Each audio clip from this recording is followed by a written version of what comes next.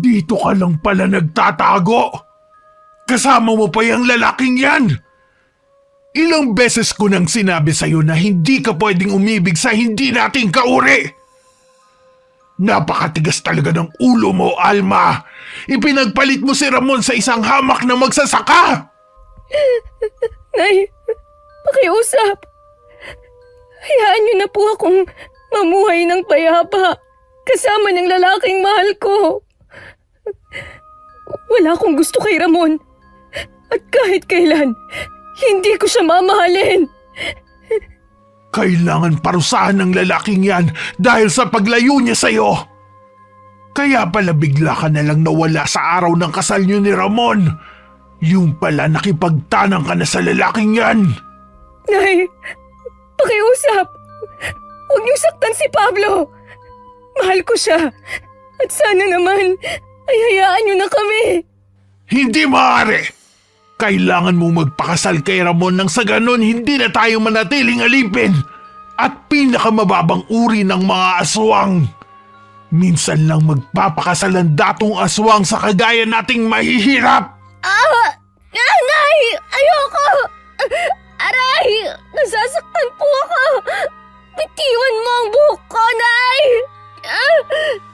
Kahit makalbo ka pa, basta madala lang kita kay Ramon.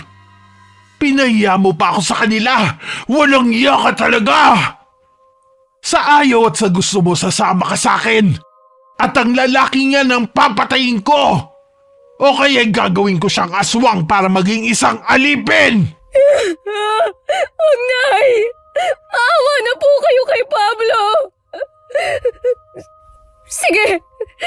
Sasama na po ako sa inyo! Papayag na po akong magpakasal kay Ramon! Basta pakawalan niyo lang siya at hayaan niyo siyang mabuhay! Tapos ano? Gagawa siya ng hakbang upang patayin ang ating lahi. Papatayin ko na lang siya ngayon para hindi na siya makaperwisyo pa! Ay! Wag! Wag mong patayin ang ama ng anak ko! Lumagutok ang buto sa leeg ni Pablo nang ibalibag ito ng matandang aswanga. Naghihingalo pa itong nakatingin kay Alma at tumulo ang luha bago napapikit. Ilang buwan ka ng buntis. Walang yaka talagang babae ka. Ano na lang ang mukhang maihaharap mo kay Ramon? Patayin niyo na rin ako, Nay! Ayokong makasama si Ramon habang buhay! Marami na sa ating mga kalahi ang pinatay nila dahil inalila na nga nila tayo. Ang pagpapakasal mo kay Ramon ang siyang mag-aangat sa ating buhay. Gaga ka kasi, hindi mo ginagamit yung utak mo. Maliit pa naman yung tiyan mo kaya pwede mo pang ipaako sa kanya. Aray! Aray! Ay! Ang tigas talaga ng ulo mo. Pinahirapan mo pa ako sa paghahanap sa'yo. Kinaladkad ng inang aswang si Alma palabas ng kubo. Sinasampal pa nito ang anak dahil ayaw nitong sumama sa kanya. Kahit nagmamakaawa na tila bingi ito sa panaghoy ng anak. Nilisan nila ang kubo at iniwan ng walang buhay na si Pablo. Huwag na huwag mong sasabihin sa kanila na buntis ka dahil papatayin ka ni Ramon. Akala mo siguro hindi kita matutunton, ha? Patayin niyo na lang kasi ako! Dahil magiging impyerno rin naman ang buhay ko kasama ang lalaking yon! Pinapagaan ko na ang buhay mo, nagdadrama ka pa. Isa pa magiging hayahay din ang buhay ng anak mo kung ang kikilalanin niyang ama ay si Ramon. Ayoko nga, Nay! Naiintindihan mo ba ako? Ayoko sa kanya! Kahit kailan ay hindi ko siya mamahalin! Wala ka na magagawa pa. Akala mo siguro makakatakas ka pa. Babantayan kita hanggang sa ikasal kayong muli. Huwag na huwag kang magtatangkang tumakas dahil ako mismo ang puputol sa paa mo para mas mahirapan ka, swail ka! Kahit labag man sa kalooban na magpakasal sa lalaking hindi niya mahal, ay napilitan na lamang siyang pumayag. Ngunit simula ng araw na yun ay pinag-isipan niya ng mabuti ang bawat hakbang na kanyang gagawin. Isa na ron ang ilayo ang anak sa lugar na yun upang hindi maging marahas katulad ng kanilang mga kalahi. Ilalayo kita rito, anak. Dahil ayokong mamulat ka sa karahasan ng mga aswang. Hindi ako papayag na lumaki ka na parang hayop. Matapos ang kanilang kasal, ay nagsama na sila ni Ramon sa iisang bubong. Tiniis ni Alma ang bawat araw kahit hindi niya masikmura na makasiping ang datong aswang na hayok sa laman at sariwang dugo ng tao. Na kahit kailan ay hindi niya magawang kumain. Dumating ang kapanganakan ni Alma. Sinabi ng mga kasama nila na animoy hindi umabot ng 9 na buwan ang pagbubuntis nito. Ngunit tikom ang bibig nila ng kanyang ina na si Aling Gloria sa katotohanan na hindi anak ni Ramon ang batang iniluwal ni Alma. May ganyang kaso talaga na maagang nanganganak. Ipagpasalamat na lang natin na malusog ang anak nila ni Ramon. Ay nako, siya ang susunod na leader ng ating angkan, ang poging bata Ang kanyang ilong at mga mata, nakuha niya kay Pablo. O siya, iwan niyo na lang kami ni Alma mga kasama. Ako na ang bahala na mag-asikaso sa kanya. Sa gayon makapagpahinga na rin siya. Salamat sa tulong niyo ha. Iligpit niyo na lang ang mga gamit. Nay, gusto ko pong uminom ng tubig. Nauuhaw po ako.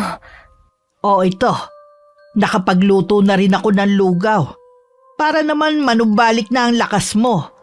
Maya-maya uuwi na rin si Ramon. Nasa bundok pa kasi siya Wala naman akong pakialam kung saan siya magpunta. Mas mabuti ngang wag na siyang magpakita Ayusin mo nga yung pananalita mo. Mamaya may makarinig pa sa'yo at isumbong ka kay Ramon.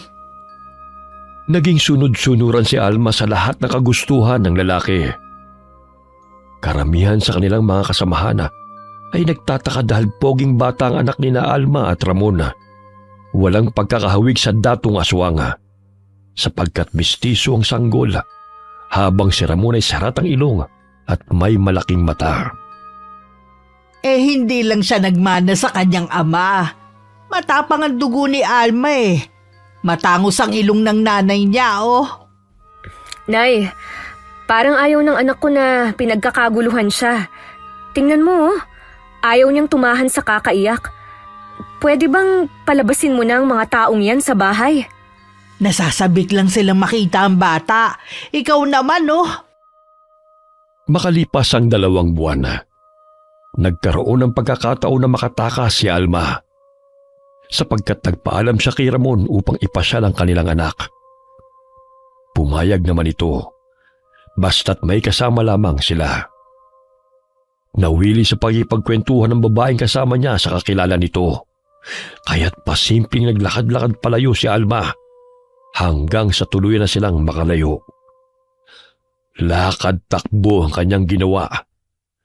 Sumilay ang ngiti sa kanyang labi nang makitang isang truck na huminto sa daan, kaya't nakisuyo siya sa driver na makisakay patungong bayan.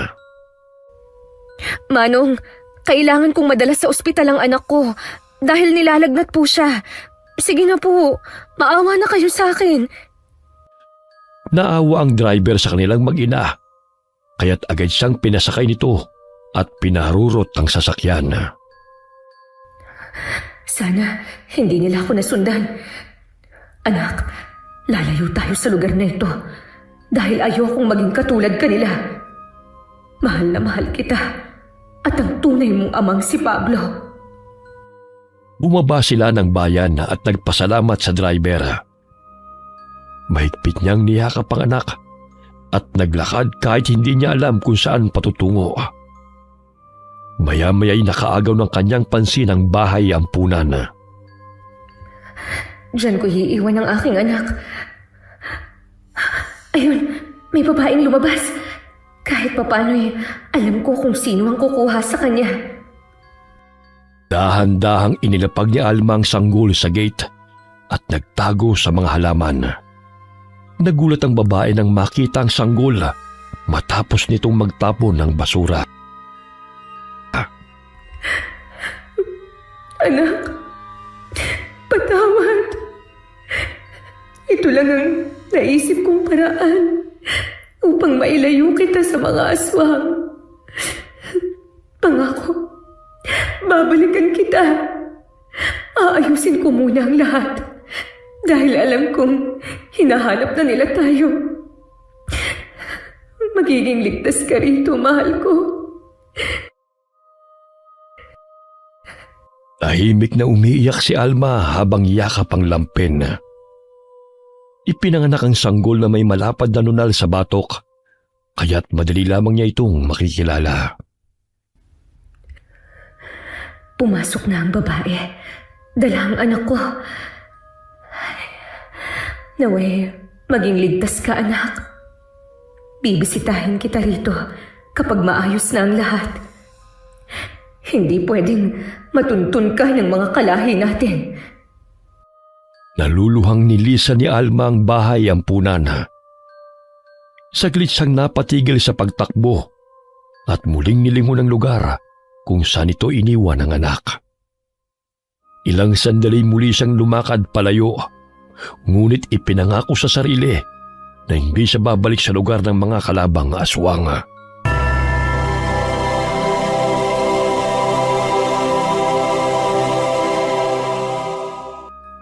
Lumaking tahimik ngunit magalang ang batang si Gabriel. Walang may gustong umampon sa kanya dahil madalas itong nagtatago at mahiyain. Ngunit nakaagaw ng kanyang atensyon si Ginoong Gustavo, isang mayaman na madalas bumibisita sa bahay ampunan upang magpaabot ang tulong sa mga bata. Nilapitan nito ang 8 taong gulang na si Gabriel at kinausap. Oh, bakit mag-isa ka rito, Yo? Ayaw mo ba makipaglaro sa ibang mga bata? Dito na lang po ako. Maya-maya tutulungan ko po si Nanay Lydia sa paghuhugas ng mga plato. Madalas kita nakikita mag-isa at dito ka lang palagi sa hagdan. Maglaro ka rin kasama mga batang yun, oh. Dito na lang po ako.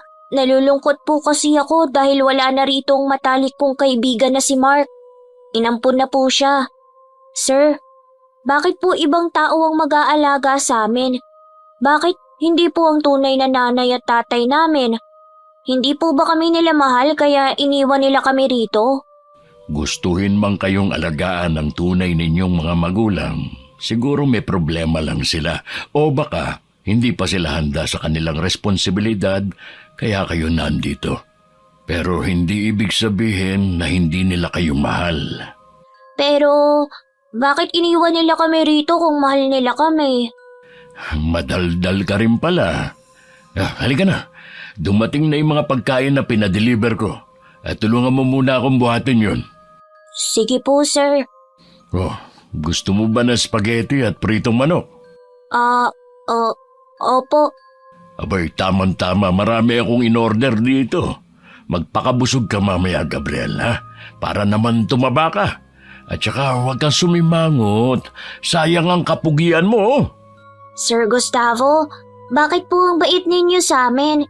Ikaw lang kasi ang palaging nakikita kong binibisita dito sa amin eh. At nagdadala ng masasarap na pagkain. Nanggaling din kasi ako sa hirap. Naging palaboy sa lansangan. Kaya alam ko ang sitwasyon nyo rito sa bahay ampunan. Gusto mo bang doon ka na sa bahay ko manirahan? Ang pamangking kong si Larry na lang ang kasama ko ron eh. Kaya lang, baka po bumalik ang nanay ko rito at hanapin ako.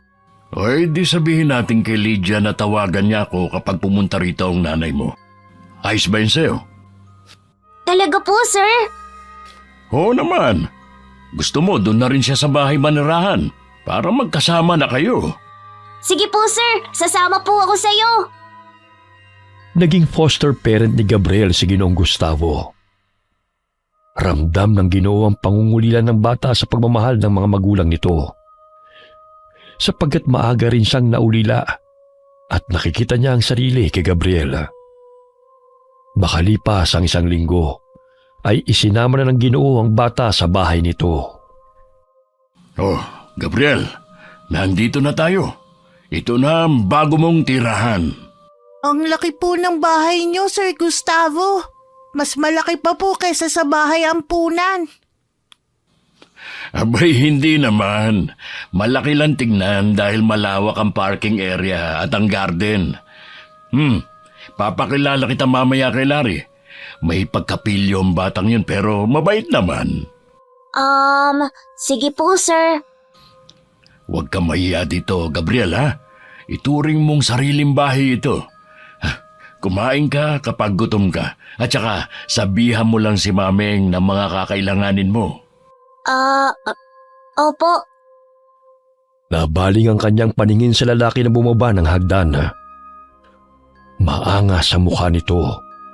Taliwas sa sinasabi ng Ginoo na mabait. Parang hindi naman mabait ang lalaking yan. Nakakatakot ang mukha niya. Ayan na pala ang Kuya Larry mo. Siya ang kasama mo rito dahil ang 2 anak ko'y nasa Amerika na nakatira. Dahil doon ang kanilang trabaho at may pamilya na rin. Ang asawa ko naman pumanaw na. Good afternoon po, Sir Larry. Anong good sa afternoon, ha? Sabi mo nga sa akin. Larry, wag mo naman takutin tong si Gabriel. Mamaya umiyak pa yan. Joke lang. Oh, Gabriel, welcome ka sa bahay na ito.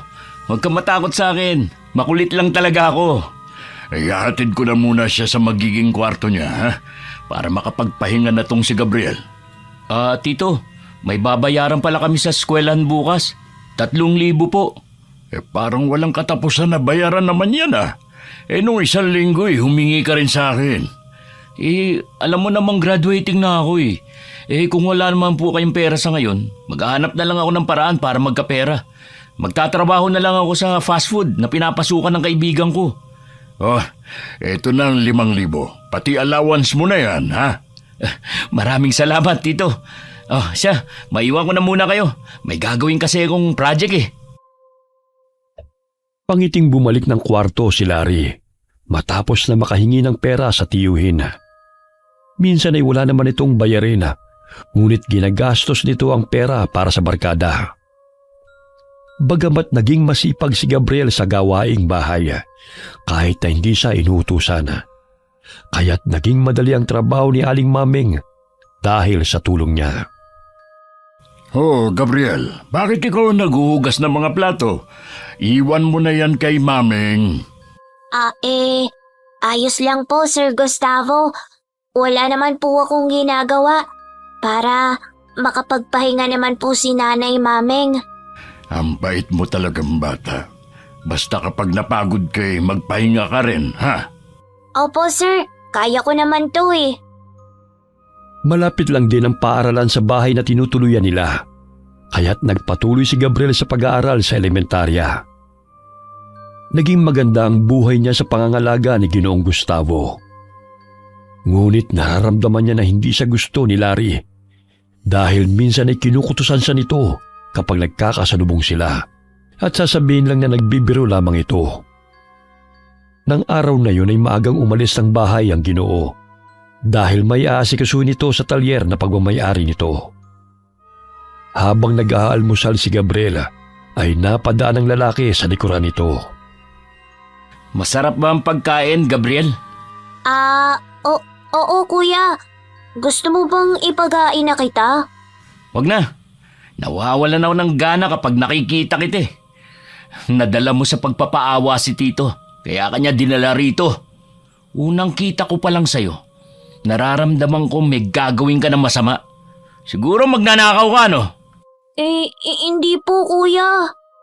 Kung hindi ka magnanakaw, siguro tauhan ka ng sindikato na kukunin ng loob ng Tito at sa huli, gagawan ng masama. Hindi ko po yan magagawa sa kanya. Sa bahay ampunan po ko nakatira. Ano po ba ang sindikato? Magmamang-mangang ka pa.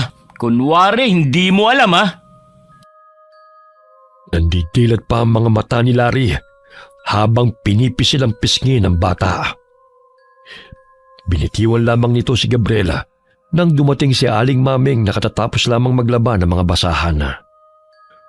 Umakyat uli ng silid ang lalaki, ngunit matalim na tingin ang iginawa dito sa bata bago tumalikod. Namumuwang luha sa mga mata ni Gabriela, ngunit pinahid niya lamang yun at nagpaalam na sa katulong para pumasok sa paaralan. Kinagabihan na, habang naghahapunan ay napansin ni Ginoong Gustavo ang pananahimik ni Gabriela. Tila ba'y takot ito, ngunit hindi magawang makapagsumbong. Oh, Gabriel, kanina ko pa napapansin na wala kang imik ha. May problema ba? May nang-away ba sa'yo sa eskwelahan?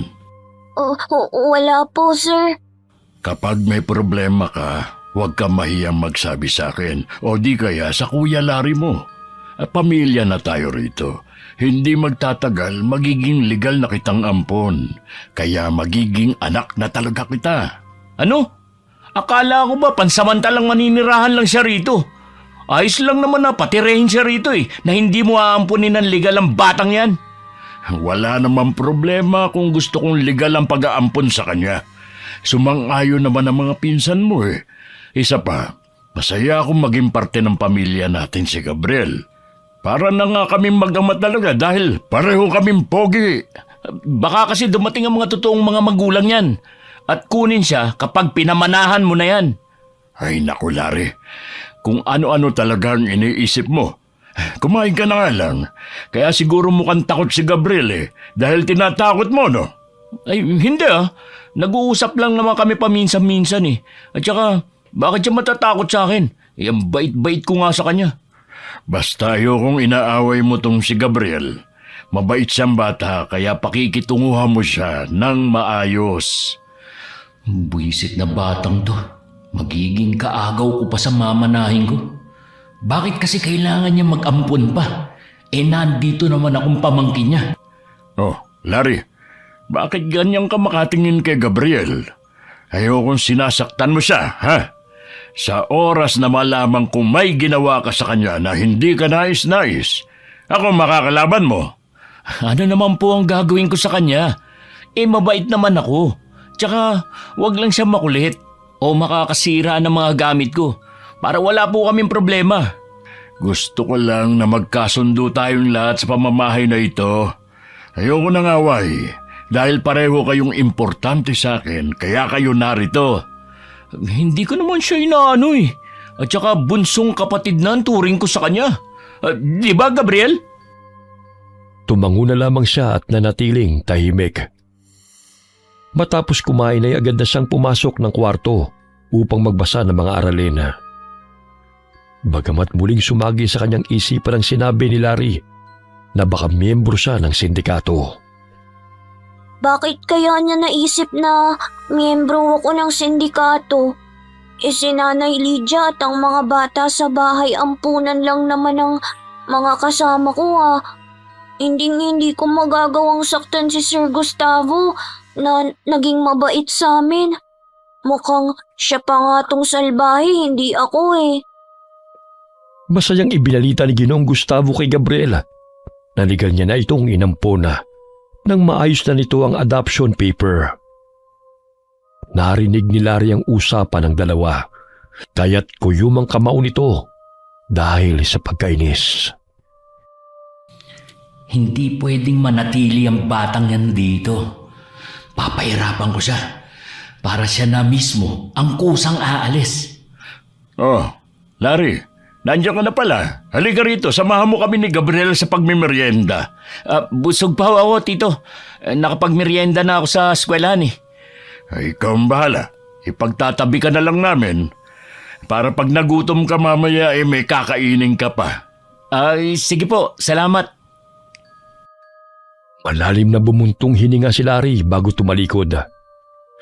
Naririnig pa nito na masayang nagkukwentuhan pa rin ang dalawa.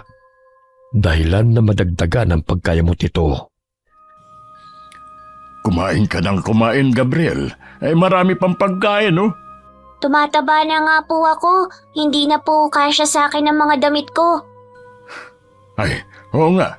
Sige, matapos mong kumain, bibili tayo ng damit sa mall at ng iba pang mga gamit mo.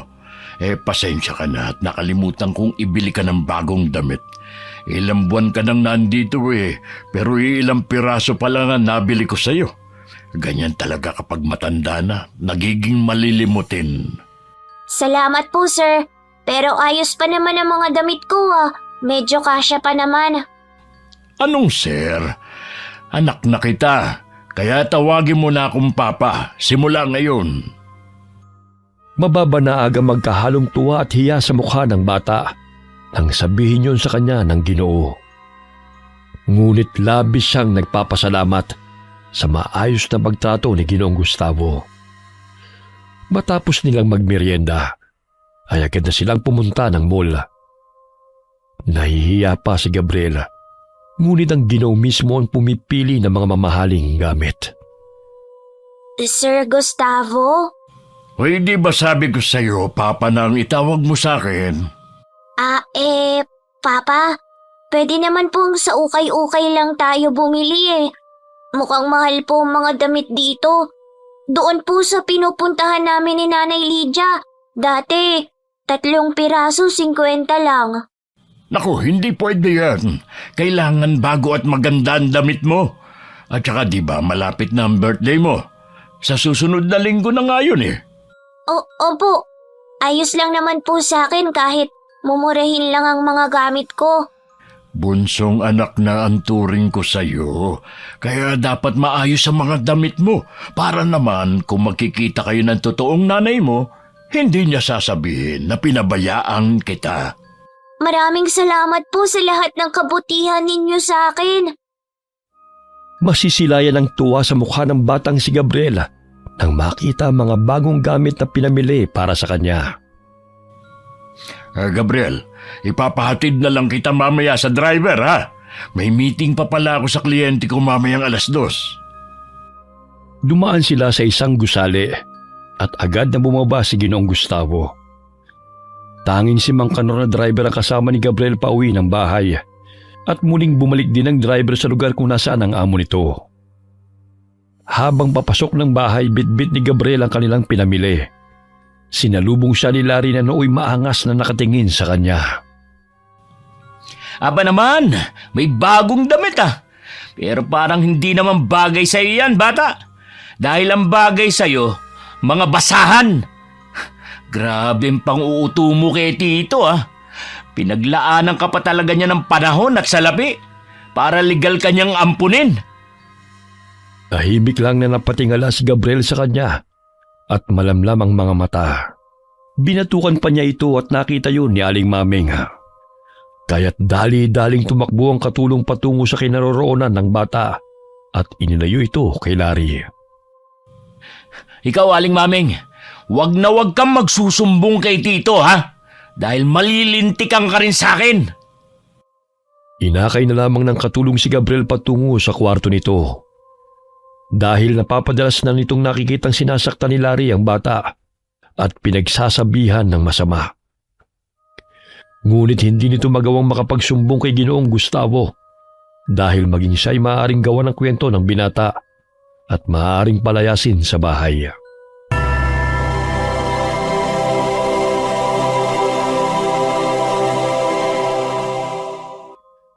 Lumipas sa mga taon hanggang makatungtong si Gabriel sa 3rd year high school.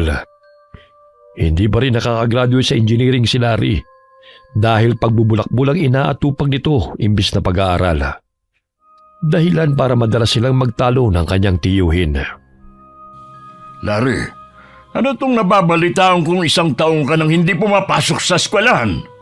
Gayong madalas ka namang nanghihingi ng pera sa akin na pambayad ng tuition mo. Hindi ka na pumapasok, pero hindi mo sinasabi sa akin. Nilulustay mo lang ang pera na binibigay ko sa'yo. Kasi Tito, plano ko kasing sa susunod na taon na lang ako magpapatuloy sa pag-aaral. Medyo nahirapan lang kasi ako ngayon. Inuuna mo pa kasi ang pagbabarkada na wala namang naidudulot ng mabuti sa'yo. May nakakita sa inyo sa bar at may nakapagsumbong sa akin na madalas raw kayo doon. Kung gusto mo makatapos ng pag-aaral, ikaw ang gumastos. dahil hindi mo malalaman ang halaga na salapi na ibinibigay sa iyo kung hindi mo pinaghihirapan. Pero tito, mag-aaral na po ako na mabuti sa susunod na taon. Pangako ko po yan. Pangako ko sa inyo. Dahil sa galit ay napahawak si Ginoong Gustavo sa kanyang dibdib. Bigla itong natumba dahil inatake sa puso. Tumakbo si Gabriel at Maming patungo sa kinaroroonan ng Ginoo nang makita nila itong bumagsak sa sahig. Tito, sandali! Tatawagin ko lang po si Mang Kanor. Papa, dadalhin po namin kayo sa ospital. Huwag niyo po kaming iwan. Tumawag ng ambulansya si Aling Maming. Ilang sandali dumating rin ang mga ito dahil nagkataon na day off ng araw na yon ng kanilang driver. Tulungan niyo po si Papa. Iligtas niyo po siya. Umalis ka nga dyan, bata! Alam na ng mga nurse ang gagawin nila, kaya huwag mo na silang paalalahanan pa. Umiiyak na nakatanaw si Gabriel habang pinapasok sa ambulansya ang Ginoo na nooy nilapatan na ng first aid. Sumunod sila ni Aling Maming sa ospital. Ngunit bumagsak ang kanilang mga balikat nang sabihin ng doktor na pumanaw na si Ginoong Gustavo. Baka naman po, may paraan pa na maisalba ang buhay niya. Pakiusap, ulitin niyo po ang pagsusuri sa kanya. Huwag ka nga makulit, bata. Sinabi na nila na patay na si Tito, di ba? Kasalanan mo kung bakit siya inatake sa puso. Ginalit mo kasi siya. Gusto mo bang basagin ko yung bibig mo? Ikaw ang mahala sa bahay kaya namatay si Tito eh. Simula nang dumating ka, naging mainit na ang dugo niya sa akin. At ikaw na lang ang nakikita niyang tama. Ikaw may kasalanan ng pagkamatay niya, hindi ako. Bakit ako sisisihin mo? Ikaw nga itong kumukuha lang ng pera niya eh. Naka-uniform ka nga sa tuwing umaalis ng bahay. Pero hindi ka naman pumapasok sa paaralan. Kahit maraming tao'y sinapak ni Larry ang binatilyo, kaya't inawat sila ni Aling Maming. Napasandal sa dingding si Gabriela at niyakap ng matandang babae. Kuyum ang kamao ng binatilyo habang matalim na nakatingin sa lalaki. Hindi lang yan ang aabutin mo kapag inubos mo ang pasensya ko. Palamunin ka lang din naman.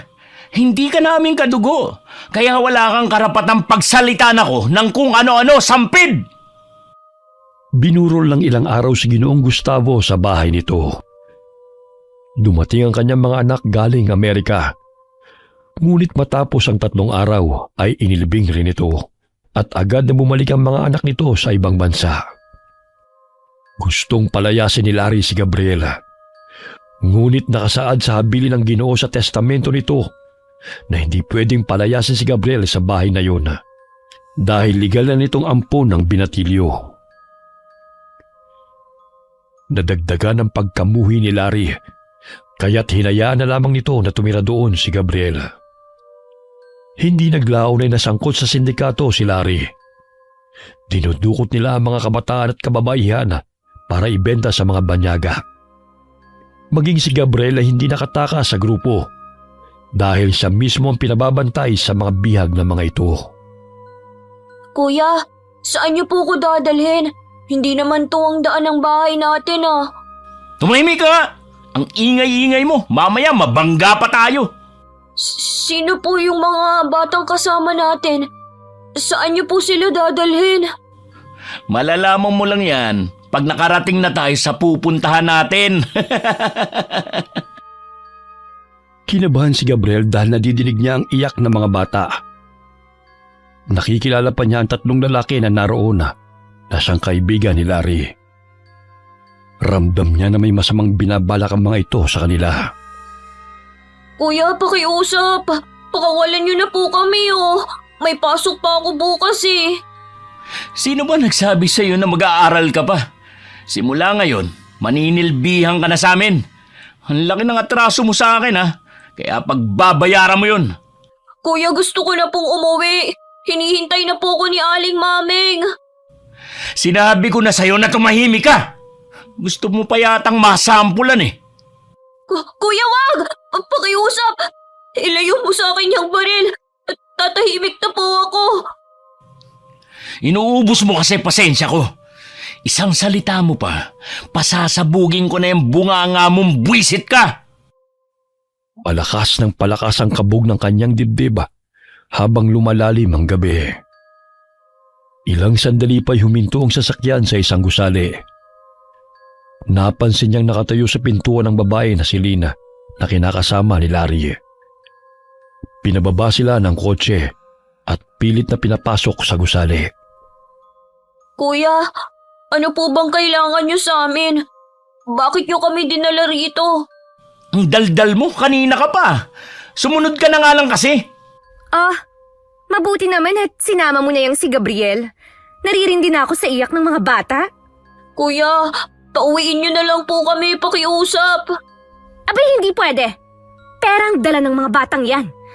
Bantayan mo silang mabuti, ha? Dahil kung hindi, ikaw ang mananagot sa amin. Itinulak pa siya ng babae. Dinala ang mga bata sa isang silid habang si Gabriel ay nasa kabilang kwarto. Dinig na dinig niya ang pagmamakaawa ng mga bata at ng ilang kababaihan. Sumilip siya sa butas ng pinto at nakita niyang kinakaladkad palabas ng silid ang isang dalaga. Huwag ka nang magpakipot pa. Limpak-limpak na salapi ang kapalit mo, Day. Kaya huwag ka nang umiyak dyan. Sumunod ka na lang kung ayaw mong masaktan. Binibenta siguro nila ang mga bihag. Kailangan kong gumawa ng paraan upang makatakas kami rito. Maging ako'y nasa panganib din. Hoy, Gabriel, lumabas ka nga dyan. Dalhin mo tong pagkain sa mga bata. Ang ingay-ingay. Kuya, hinahanap na rin po sila ng kanilang mga magulang. Pakawalan na po natin sila Itiko mo yung bibig mo. Dito na sila at walang makakalabas hanggat hindi ko sinasabi. At ikaw, wag na wag kang gagawa na ikagagalit ko dahil tatamaan ka sa akin. Malakas nitong binatukan ang binatilyo at muling inutusan na dalhin ang pagkain sa mga bata. Pagbukas ni Gabriel sa kwarto, ay tumambad sa kanyang paningin ang ilang mga batang namimilipit sa sakit dahil sa bugbog ng mga kalalakihan. Nalaman din niya na ginagamit ang mga ito sa malalaswang aktibidad sa pamamagitan ng internet. Kumain na kayo. Kukuha lang ako ng tubig at bimpo para mapunasan na yung mga sugat ninyo. Huwag na kasi kayong magmatigas. Yan ang napapala ng mga hindi sumusunod sa utos. Pasalamat pa nga kayo dahil binibigyan pa kayo ng pagkain eh. Sa susunod na hindi kayo sumunod, ay hindi na kayo papakainin. Naiintindihan niyo ba ako? Ate Lynn, baka pwedeng pakawalan na lang po natin ang mga bata. Wala po silang kamuwang-muwang sa pinagagawa sa kanila eh. Mabuti ngang wala silang alam, di ba? Pwede ba? Huwag ka nang makialam kung ayaw mong masaktan. Pero mali po ang ginagawa ninyo sa kanila. Baka mahuli po tayo ng pulis. Tanga ka ba? Paano tayo mahuhuli kung walang magsusumbong? Gawin mo na lang ang trabahong inuutos sa'yo. Ganun na lamang ang awa ni Gabriel sa mga bata at kababaihan na dinukot ni Larry. Minsan siyang sinasaktan ng mga ito sa tuwing naririnig ng mga ito ang iyak ng mga bata na hindi niya mapatahan. Ilang beses na rin siyang nagtangkang tumakas, ngunit hindi natutuloy dahil bantay sarado sila ng mga kasamahan ni Larry at ng kinakasama nitong si Lina. Wow! Nagpadala na naman ng pera si Afam. Sa susunod na linggo ay magpapadala siya ulit. Basta, mas bata ang ibibigay sa kanya. Hindi na sila naawa sa mga bata. Basta magkapera lamang sila. Pati ako, ayaw nila akong palabasin sa gusaling to. Ginawa na nila akong alila at tagabantay sa kanilang mga bihag. Ano tinutunga-tunga nga mo dyan, ha? Di ba sabi ko, patahanin mo yung mga batang umiiyak? Paano hindi sila iiyak? Masakit ang katawan nila sa pang-aabuso ng pinagbentahan nyo sa kanila. Kuya, maawa naman po kayo sa kanila. Pakiusap. Itigil nyo na po ang pagpapahirap sa kanila. Gusto mo bang pahirapan din kita? Pasalamat ka nga't hindi pa kita binebenta sa mga banyaga eh. Napakasama niyo, Kuya Larry. Gagawin niyo lahat para magkapera lang kayo. Ni wala kayong pakialam sa pagdurusa ng mga bata. Ano sabi mo? Ha? Malakas na sinuntok ni Larry si Gabriel sa panga. Sinipa-sipa pa niya ang binatilyo nang bumagsak sa sahig.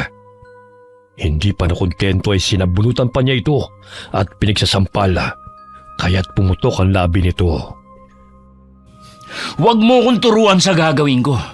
Ang pinakaayaw ko, yung nagmamarunong. Sa gawaing ito ako nagkakapera. Kaya hindi na ako nakakaramdam ng awa o salitang konsensya. Kaya kahit anong sabihin mo, hindi ako tatablan nun. Naiintindihan mo ba ako?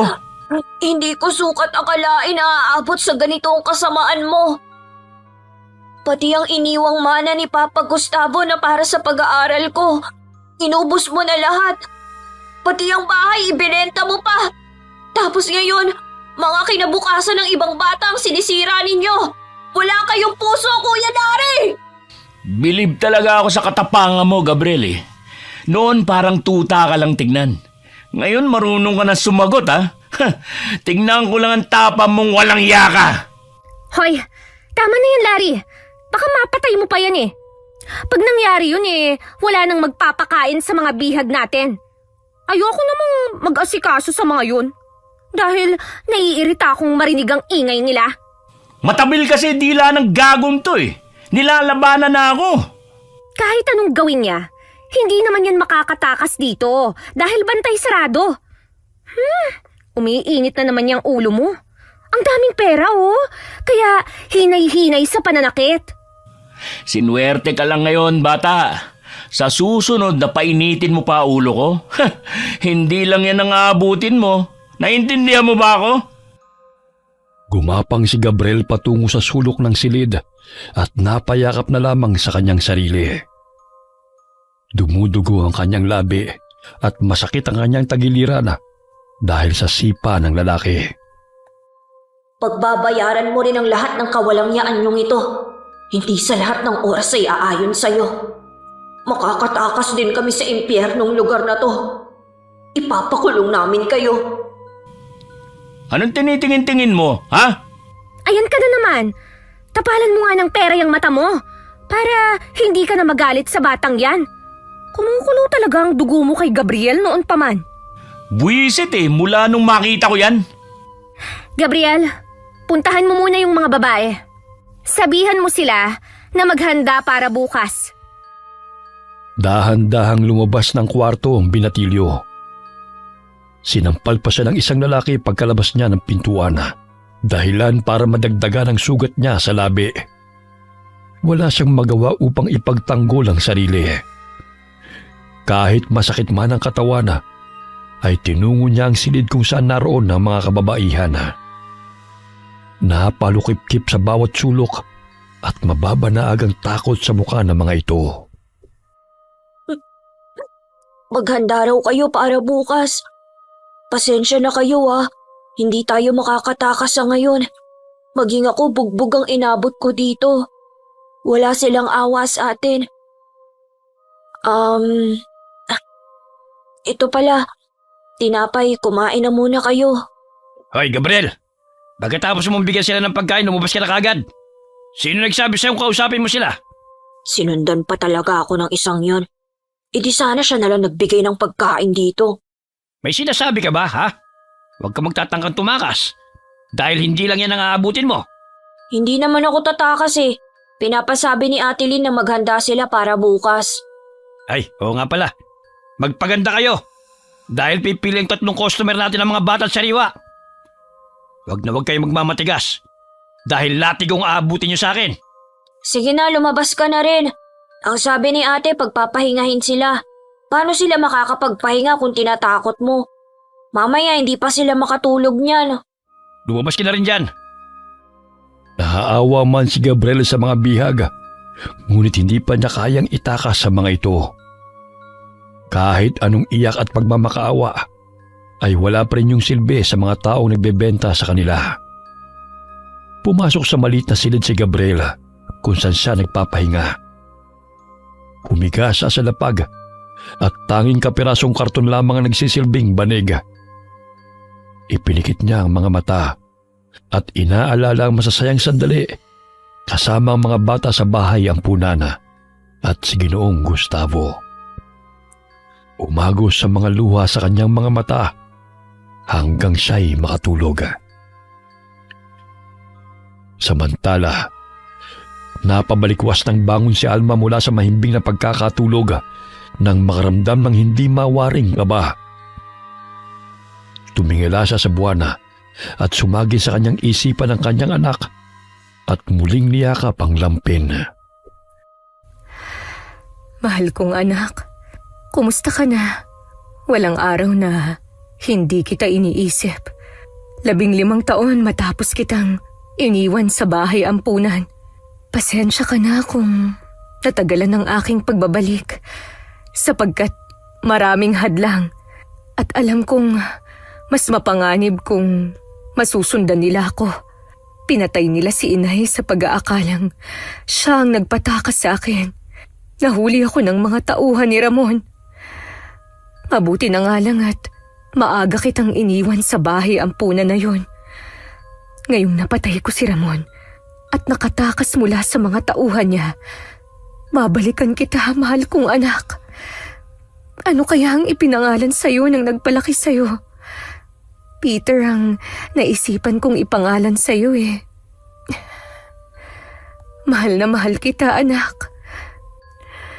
Magkalayo man tayo, ngunit hindi ka nawala sa isipan ko. May nangyari bang masama sa'yo, anak? Dahil pakiramdam ko sa tuwing kumikirot ang nunal ko sa likod, ay masama ang pakiramdam mo. Dahil yun ang nararamdaman ko sa tuwing hindi maganda ang pakiramdam mo noon. Tila ba'y iyon ang nag-uugnay sa ating dalawa. Babalikan kita, anak. Hindi ako nawawala ng pag-asa na balang araw ay magkikita tayong muli. Nagising si Gabriel nang marinig ang malakas na sigawan ng mga kababaihan. Sunod-sunod din ang putok na kanyang narinig, kaya't napalukip-kip siya sa sulok ng silid. Ano kaya ang nangyayari? Bakit may mga putok? Hindi kaya may mga pulis nang nakapasok dito upang iligtas kami? Kung gayon makakatakas na kami sa lugar na to. Hoy, Gabriel! Anong tinutunga-tunga mo dyan? Tulungan mo si Vincent na ilibing yung bangkay ng walang hiyang babae yun. Buwisit! Bakit kuya? Ano po bang nangyari? Huwag ka na maraming tanong pa. Punta mo na lang ang kwarto kung saan naroon si Vincent at ilibing kaagad yung bangkay. Ilang beses na sinabing mag-ingat eh. Sige ho. Ay nako, uminit na naman ang katawan ni Vincent. Hindi talaga makontento sa isang babae lang. Gusto tikman lahat. Ayan tuloy, muntik na siyang paglamayan. Mabuti na lang at maagap niyang nabawi ang baril. Loko-loko talaga ang lalaking yun. Lahat ng babae dito tinikman na nga eh. Hindi pa makontento. Pinagnasaan pa ang bago. Yung pa naman sanang bibigay ko sa customer natin bukas. Bayad na ba yun? Oo, papalitan ko na lang. Mapapakiusapan naman siguro yun. Hindi masikmura ni Gabriel ang pinaggagawa ng mga ito sa mga bihaga. Sinusunod na lamang niya ang mga pinag-uutos ng mga ito dahil puro latay at sugat na rin ang kanyang katawan kapag hindi siya sumusunod.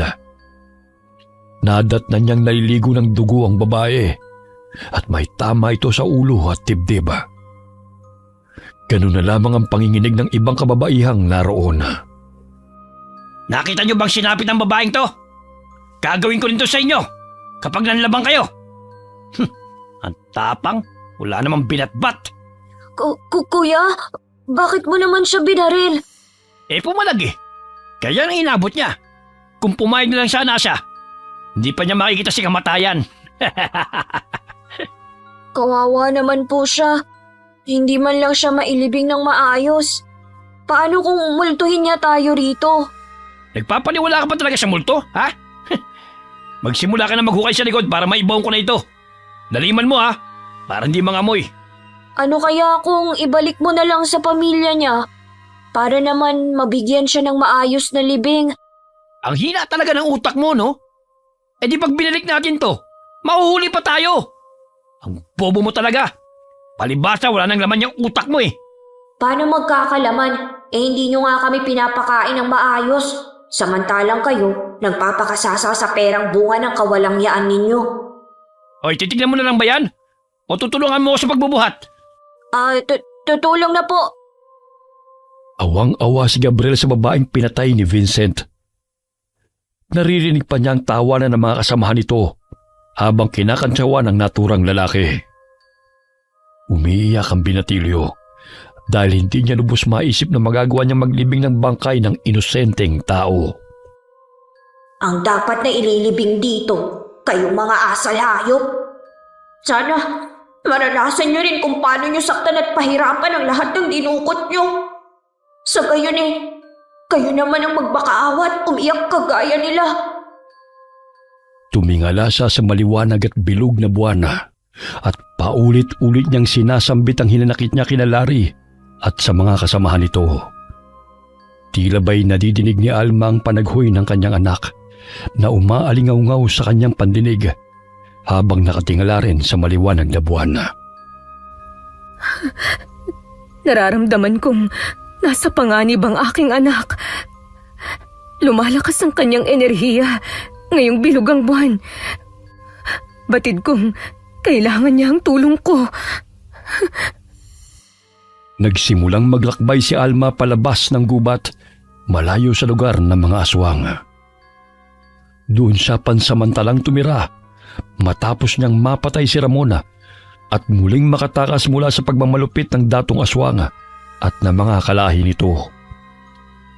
Pupunta siya sa bahay ampunan kung saan niya iniwan ang anak.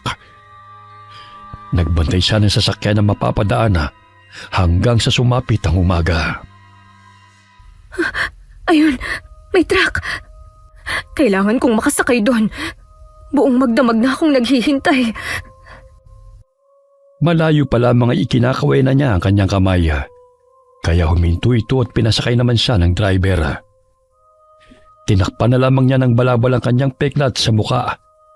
Sa gayon ay hindi matakot ang driver sa kanya. Napansin niyang palingon-lingon ito sa kanya. Kaya't pinaliwanag niya ang nangyari sa kanyang muka. Huwag po kayong matakot sa akin. Hindi po ako masamang tao. Nagkaganito lang ang itsura ko dahil sa pagmamalupit nila sa akin. Kaya't nagkaroon ako ng malalim na peklat sa pisngi at noo. Napansin ni Alma na kumalma ang mukha ng driver. Mahigit 3 oras din ang kanilang nilakbay patungong bayan at agad siyang bumaba nang makarating sa palengke kung saan ang daan patungong bahay ampunan. Malaki na rin pala ang pinagbago ng lugar na ito. Marami ng gusali ang naipatayo. Pero nandito pa rin naman siguro ang bahay ampunan. Kailangan kong hanapin yun para muli kong makita ang anak ko. Ayun! Nagbago lang ang kulay ng pintura. Pero parehong pangalan pa rin ang nakalagay. Angel's Homes. Ay, mabuti na lang kahit papano'y tinuruan ako ni Pablo magbasa. Hindi ako masyadong nahihirapan. Babantayan ko ang sino mang lalabas dyan para makapagtanong ako tungkol sa batang iniwan ko. 15 taon na ang nakakaraan. Naghintay si Alma sa labas ng bahay ampunan hanggang sa lumabas si Aling Lydia upang mamalengke. Kaya't kahit puyat may tumayo siya mula sa pagkakaupo at dali-daling nilapitan ang matandang babae. Siya yung babaeng kumuha ng aking anak. Tumanda lang siya pero sigurado akong siya nga yun. Ale, magandang araw ho. Maaari ba kitang makausap saglit? Pakiusap, kahit sandali lang. Gusto ko lang kasing makibalita tungkol sa batang iniwan ko. 15 taon na ang nakakaraan. Yung batang lalaki na may malapad na nunal sa leeg. Saglit na napahinto si Aling Lydia at kinausap si Alma. Ayaw pa sana nitong magbigay ng impormasyon tungkol kay Gabriel, ngunit mapilit ang babae. Kaya't sinabi na nito na may umampun sa bata. Ngunit namatay rin ang matandang umampun rito, at sa pagkakaalam nito ay naiwan sa kamag-anak ng Ginoo. Pero wala na silang alam kung nasaan na si Gabriel. Maraming salamat sa impormasyon. Hindi ko naman guguluhin ang buhay ng anak ko kapag nalaman kong masaya na siya sa buhay niya ngayon. Ang gusto ko lang, masiguro na ligtas siya. Dahil ayokong sapitin niya ang masalimuot na buhay na nangyari sa akin. Matapos nilang makapag-usap, ay agad nang sumakay ng tricycle si Aling Lydia. Naiwan sa kalsada si Alma. Nilalayon siya ng mga tao sa pag-aakalang baliw siya o di kaya natatakot dahil nakatalokbong siya ng balabal upang maitago ang mga peklat sa kanyang muka, sanhi ng pagpapahirap ni na Ramon sa kanya. Anak, alam kong kailangan mo ng tulong ko. Nararamdaman ko ang bawat sakit na nananalahitay sa katawan mo. Gabi-gabi kong naririnig ang iyak mo na umaalingaw-ngaw sa aking pandinig. Hindi ako susuko na hanapin ka at aalamin ko kung sino ang nananakit sa'yo. Hindi na malaya ni Alma na nakarating na siya sa isang fast food chain. Malakas na bumusin ang itim na sasakyan nang bigla siyang tumawid sa kalsada. Hoy, tanda! Magpapakamatay ka ba? Kung wala lang talaga mga taong dumadaan, sinagasaan na kita eh. Tumabi ka nga dyan! Paharang-harang ka sa dinadaanan ko eh. Siya ang lalaking nakikita ko sa aking panaginip. Ilang araw na. May patalim at sinasaktan ng batang lalaki. Hindi kaya may kaugnayan siya sa anak ko? Bingi ka ba o bulag? Gusto mo yata sunduin ka na ni Kamatayan eh. Kamatayan? Kaano-ano mo ba siya? Pilosopo ka pa ha? Kung sasabihin kong kakambal ko si Kamatayan, aalis ka na ba sa daan? Aalis ka o sasagasaan na lang kita?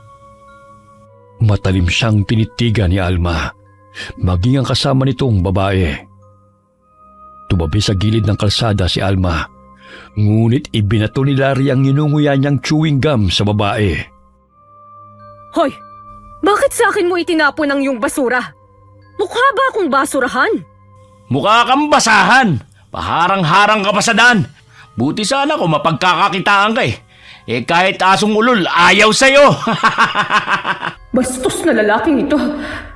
Kailangan ko siya sundan.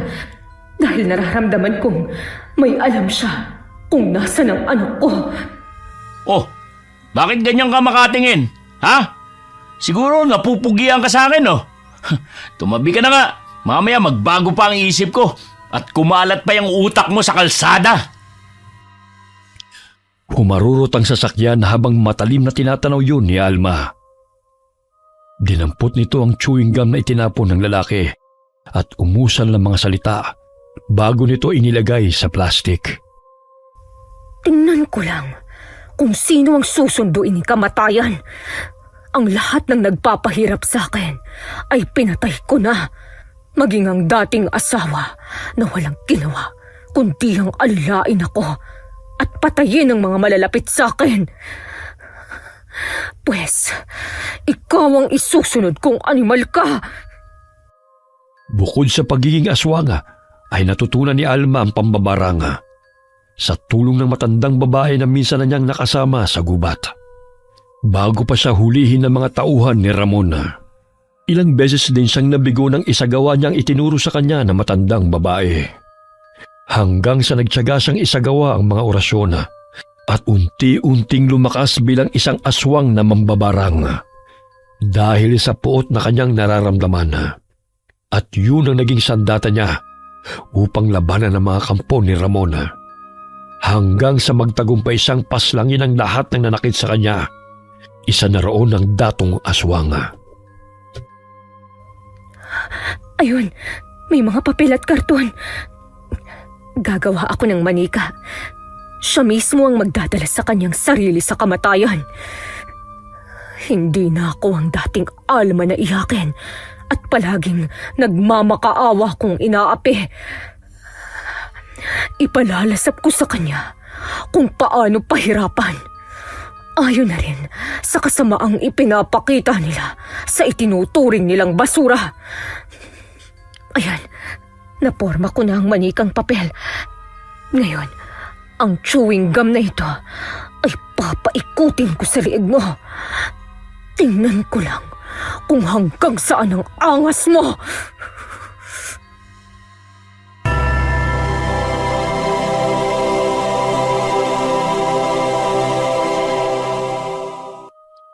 Samantala, muntik nang mabangga ang sasakyan na minamaneho ni Larry.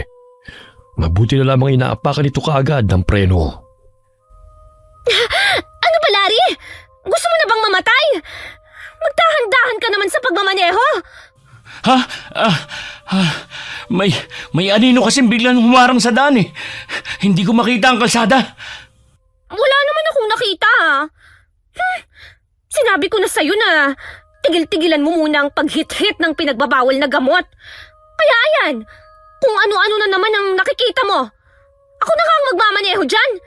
Mamaya madisgrasya pa tayo. Parang sakit ng lalamunan ko. Parang natutuyot. May tubig dyan. Baka lalagdatin ka. Kaya uminom ka na ng gamot bago pa yan lumala. Ilang araw ka nang hindi natutulog eh. Mamaya, magpahinga ka na lang. Kami na ang bahalang mag-asikaso sa mga kliyente natin. Nandyan naman si Vincent tsaka si Ron. Lynn, ang babae, mukhang sinusundan niya tayo.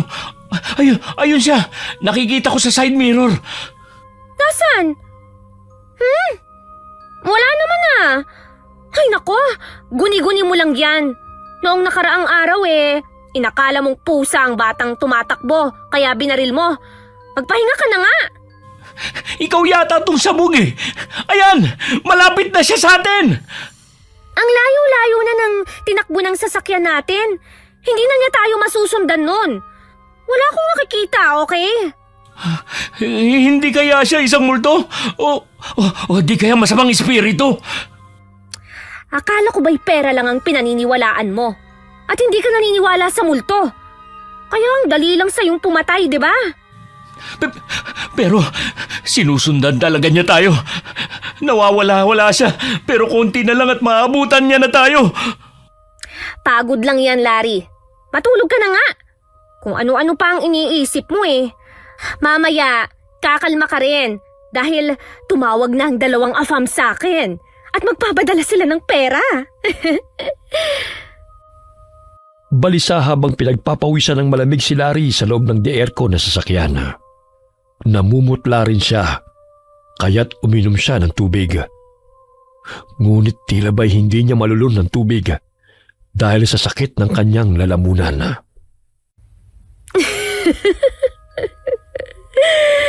Nararamdaman kong unti-unting tumatalab na sa iyong katawan ang ginagawa ko. Paglalaruan muna kita bago ka patayin. Malapit ko na rin matuntun kung saan ang aking anak dahil palakas ng palakas ang enerhiyang nararamdaman ko mula sa kanya. Napatigil sa pagtusok ng matulis na bato sa manikang papel si Alma nang bigyan siya ng mag-ina ng tinapay. Biglang napatitig siya sa batang lalaki at naluluhang tinanggap ang inaabot itong pagkain. Maraming salamat sa inyo. Kahit papano may mabubuting tao pa rin sa mundong ito. Ilang sandali pa'y umalis sa mag-ina habang napangiti siyang tinatanaw ang mga ito palayo. Muling nabaling ang paningin niya sa manikang papel at natatawang pinagmasdan ito. Pagdating ni Larry at Lynn sa gusaling pinagtataguan nila ng kanilang bihag, ay tila ba'y hindi mapakali ang lalaki. Dumiretso ito sa pinagpapahingahan nila ng kwarto at lumaklak ng gamot na pampakalma. Nadaanan pa nito si Gabriel na nagwawalis at nasagi pa niya ito. Tumabi ka nga! Ano kaya ang nangyayari sa kanya? Gabriel, pakisabi kay Vincent na siya na muna ang bahalang pumili sa mga babae. Dahil masama ang pakiramdam ng kuya mo. Sige po ate. Buti sana kung mamamatay na yang si Larry para naman mabawasan ang salot sa mundo. Oh, bakit parang wala yata sa sarili si Larry? Ay, hindi ko alam. Hindi naman ako nagtatanong. Baka mainit na naman ang ulo nun. Linisin mo muna yung 3 kwarto. Mami, may matinding bakbakang magaganap. May 3 customer tayo ngayon. Kaya tiba-tiba na naman tayo. Gusto nilang personal na mahawakan ng mga bebot. Ayaw na nila sa internet lang. Palala ng palala na talaga ang kahalayan na ginagawa nila sa mga babae.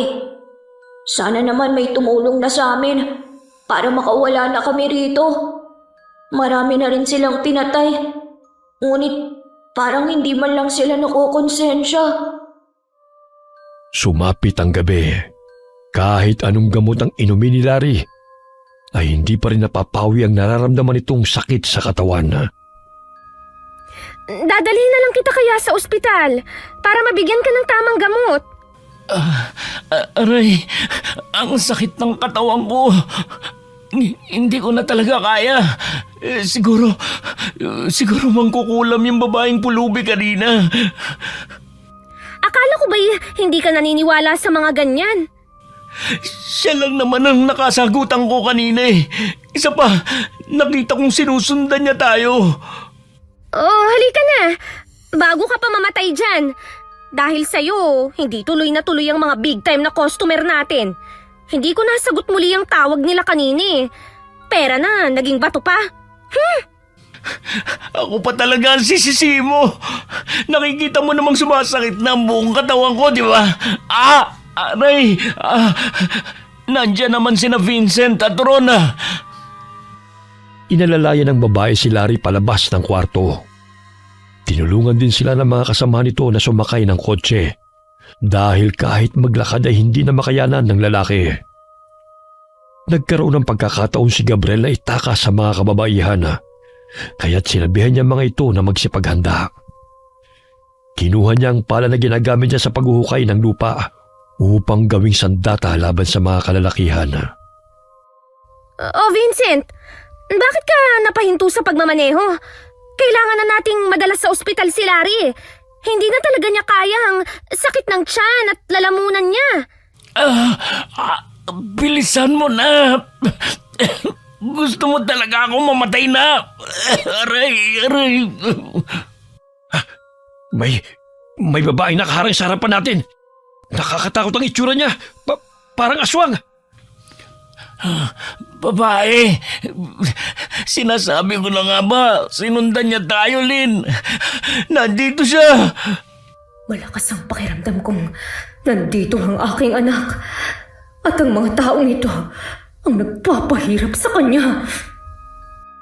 Ilang sandali pa'y may narinig silang sunod-sunod na putok na pinakawalan ng isa sa mga tauhan nila dahil nakita nito si Gabriel at ang mga kababaihan na nagtatangkang tumakas.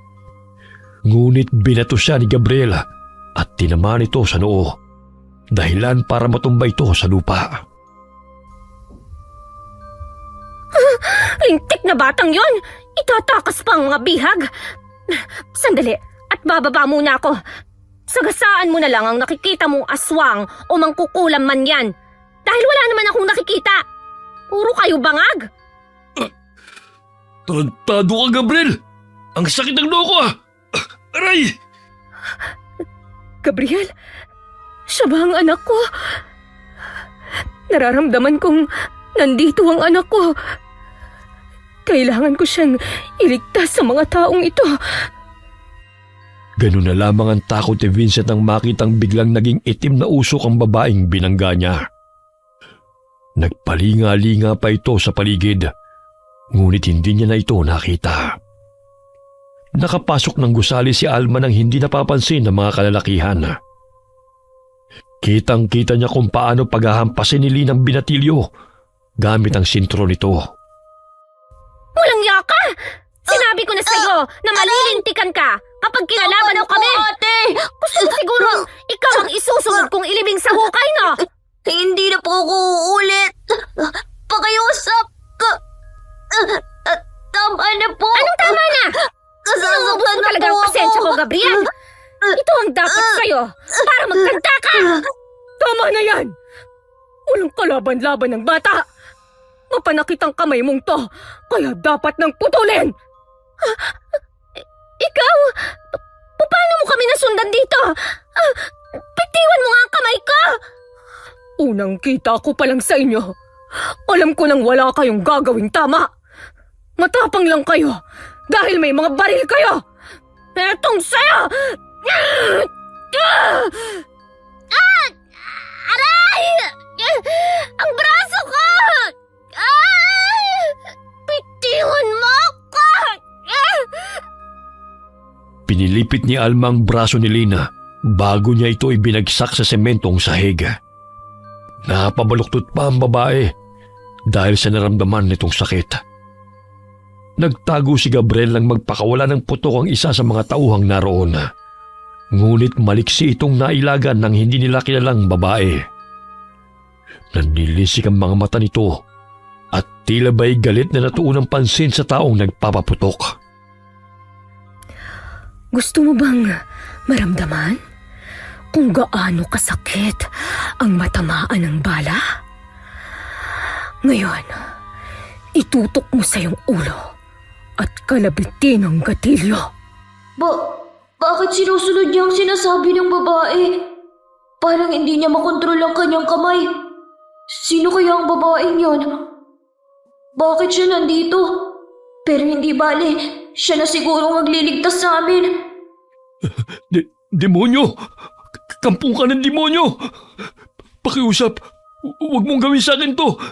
Ayoko pang mamatay! At sino ang gusto mong mamatay? Ako! Ilang sandali pa'y kinalabit ng lalaki ang gatilyo at nabutas ang sentido nito na siya mismo ang may kagagawan na. Nabaling ang pansin ni Alma sa binatilyo at nilapitan niya ito. Napansin niya ang malapad na nunal sa leeg ni Gabriela, kaya't napagtanto niyang yun na ang kanyang anak. Ang laki-laki mo na, anak. Parang pinagbiyak na bunga kayo ng Tatay Pablo mo. Ano pong ibig mong sabihin? Pakiusap, huwag mo akong patayin. Hindi ako masama katulad nila. Utusan lang nila ako rito at sinasaktan sa tuwing hindi ko nagagawa ang kanilang pinag-uutos. Hindi kita papatayin. Itatakas kita rito. Manang, itakas na rin natin ang mga bihag. Marami silang dinukot para pagkakakitaan. Bago tayo tumakas, kailangan nating iligpit ang masasamang tao na yan. Sa gayon, ay malaya tayong makakaalis sa lugar na ito. Pilit na inaabot ni Linang barila na bitiwan ito na naroon sa sahega. Ngunit naunahan siya ni Gabriel na kunin yun at inapakan ng kamay nito. Aray! Gabriel! Walang yakang bata ka! Bitiwan mo ang kamay ko! Aray! Ang buto ko! Ang salbahe ninyo! Sinira niyo kinabukasan namin dahil sa kagustuhan niyong magkapera na hindi niyo pinaghirapan. Mga wala kayong puso. Dapat kayong ilibing sa hukay. Hindi ang mga inosenteng bata at kababaihan na namamatay dahil sa kasamaan niyo. Ikaw ang papatayin ko! Makawala lang ako! Anong sinabi mo, ha? Ngayong nandito na ako, hindi na ako papayag na saktan niyo pa ulit ang anak ko! Anak? Anak mo si Gabriel? Malakas ang pakiramdam kong siya ang batang iniwan ko sa bahay ampunan. 15 taon nang nakalilipas. Minsan ko na siyang iniligtas sa mga taong gustong pumatay sa amin. Sa pag-aakalang magiging ligtas siya kapag nakalayo na kami sa kuta ng mga aswang. Ngunit, wala kayong pinagkaiba sa mga masasamang aswang. Kaya't ang dapat sa inyo ay parusahan. Anong nangyayari sa mukha mo? Bakit biglang nangitim yung mga mata mo? At tinutubuan ng ugat ang iyong balat? Laking pasasalamat ko sa inyo kung bakit natuntun ko ang aking anak. Dahil may silbi rin kahit papano ang kawalang hiyaan ng kasama mo. Tama si Larry. Isa kang mangkukulam. Aswang! Oh, bakit parang takot na takot ka na ngayon? Kanina lang ang lakas ng loob mong manakit sa batang ito. Gusto mo bang halukayin ko ang laman mo bago patayin? Tumakbo si Gabriel palayo kay Alma na nooy nagpalit na ng anyo bilang aswang. Sinakal nito ang babae at binitin at tinabay papel lamang ito. Lumakas ang pag-ihip ng hangin na siyang dumagdag sa takot ng mga tao sa loob ng gusaling yun.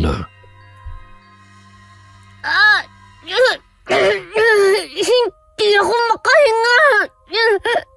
Bitiwan mo ako. Sa bawat daing mo'y mas nananaigang kagustuhan kong patayin ka sapagkat nararamdaman ko ang enerhiya ng mga kaluluwang pinatay nyo na humihingi ng hustisya. Mga wala kayong awa, kaya't hindi rin kayo dapat nakaawaan. Bitiwan mo ako. Dahil sa galit ng isang babaeng nandoon kinuha nito ang pala kay Gabriel at umiiyak na pinaghahampas ang ulo ni Lina habang sinasakal ito ni Alma. Hindi ito tumitigil hanggang di nito nababasag ang bungo ng babae. Binitiwan ni Alma ang lupaypay na katawan ni Lina na duguan at tuluyan nang nawalan ng buhay. Hindi nga siya namatay agad sa sakal ng ale. Ngunit, namatay naman ito sa tibay ng pala. Ayos ka lang ba riyan, anak? Opo, Manang. Huwag kayong matakot sa akin dahil hindi ko kayo sasaktan. Ang mga walang hiyang taong ito ang gusto kong pahirapan. Inutok ng 2 tauhan ang baril kay Alma, ngunit laking pagtataka ng mga ito na hindi ito pumutok. Nilapitan sila ng babae na nooy galit na nakatingin sa kanila. Gusto nilang tumakbo palayo, ngunit tila namanhid ang mga katawan nila. Nilapitan sila ni Alma. Gamit ang mahaba nitong kuko, ay binutas niya ang tiyan ng mga ito at hinalukay ang laman loob. Hindi siya normal na tao. Aswang nga ba siya? O sinaniban ng mga inilibing namin? Wala kayong karapatan na mabuhay kung mananakit at mga alipin lamang kayo ng mga bata. Ang lakas niya, ang dali niyang napatay ang mga kalaban. Mabuti na lang at dumating siya. Kung hindi wala na talagang pag-asa na makaalis pa kami rito. Kahit na anong gawin ni Vincent sa sasakyan, ay hindi pa rin ito umaandar. Nagsisisigaw sila ni Larry sa loob ng kotse nang biglang gumalaw ito na tila niyuyugyoga. Ano nangyayari? Paandarin mo na sa sasakyan para makalis na tayo rito. Mamaya mabutan pa tayo ng babae at kung ano pang gawin sa atin. Hindi ko nga mapaandar Walang iya talagang babaeng yun. Pinatay niya ang mga kasama natin, magbabayad siya. Larry, paano tayo makakaalis dito? Papalipit na siya. Mukhang tayo naman ang isusunod niya. Maging sila ay pinatay ng demonyong yan. Sinong demonyo? Di ba mas masahol pa kayo kaysa sa akin? Bakit bigla ka nalang sumusulpot? Saan ka na naman duwan? Oh, bakit natatakot ka? Kanina kung kutsain at duraan mo ko, parang ang tapang mo. Ikaw palang may kasalanan kung bakit nandito ang bruhang yan, Larry. Hoy, babae! Kung galit ka kay Larry, siya na lang ang patayin mo. Hindi naman kita inaano eh. Tanga! Wala akong kasalanan sa kanya. Siya nga itong parang-arang sa daan eh. Buti nga hindi ko pa siya sinagasaan. Kahit nahihirapan ka na, hindi pa rin nagbabago ang ugali mo. Garapal pa rin! Patayin mo na lang ako. Walang iya ka. Aray! Ang sakit na tiyan ko. Hindi kita itutulad sa kanila dahil gusto kong danasin mo ang ginawa mong pagpapahirap sa mga inosenteng kabataan.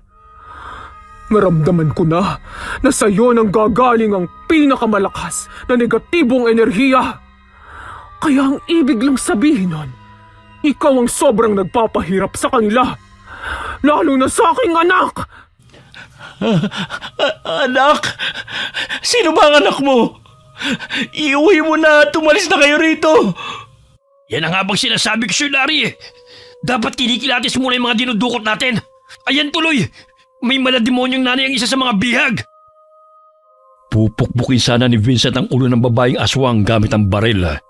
Ngunit laking pagtataka nito na tila ba'y usok lamang naroon at biglang nawawala-wala.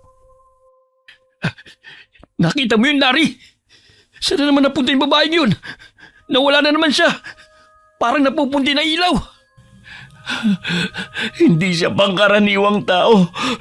Buwisit na yun. Pinaglalaruan niya tayo. Oh, bakit natataranta na kayo? Alam nyo bang kayo na lang ang natitirang dalawa? Gusto nyo bang mabuhay o mamatay? Isa lang sa inyo ang bubuhayin ko. Kaya mag-usap na kayo. Bibigyan ko lang kayo ng 1 minuto. Si Vincent na lang ang patay mo. Total marami na yung natikmang babae. Tsaka halos lahat ng bihag. Siya ang nangungunang sumiping. Ako, huwag ka maniwala sa kanya, bro ha. Ali. Di ba, sabi mo isa sa mga dinukot naman ni anak mo? Siya ang mastermind ng lahat ng to. Tauhan lang niya kami. Sumusunod lang kami sa mga pinag-uutos niya. Tarantado ka! Ikaw nga tong may ideya sa pandudukot eh! Ilalaglag mo pa ako! Para kayong mga bata na nagtuturuan. Samantalang pareho lang naman kayong mga sakim at walang kasing sama. Alam nyo, pareho ko na lang kayong papatayin. Yun nga lang, pahihirapan ko muna ang isa at ang isa naman ay papatayin ko ngayon din. Tarantado ka pala eh! Magpakita ka para makuha mo ang hinahanap mo! Huwag kang magtago sa anino, hangin man yan! Ikaw ang duwag!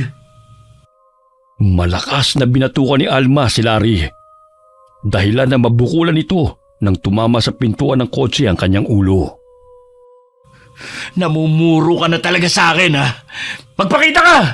Hindi yung gumagamit ka ng kapangyarihan mo! Huwag mo siyang galitin. Nakita mo naman siguro yung ginawa niya sa mga kasamahan natin. Utuin mo na lang siya. Baka magustuhan ka pa niya kung maglalambing ka. Ulol! Tumahimik ka nga! Huminto ang paggalaw ng sasakyan. Kaya't muling pinaandar ito ni Vincent. Natawa pa ito nang umandar ang sasakyan.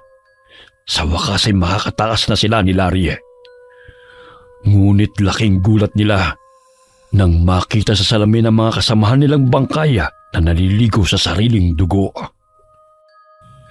Lynn! Ron! Norman! Bakit kayo nandito? Huwag niyo sabihin na pati kayo nagbumulto!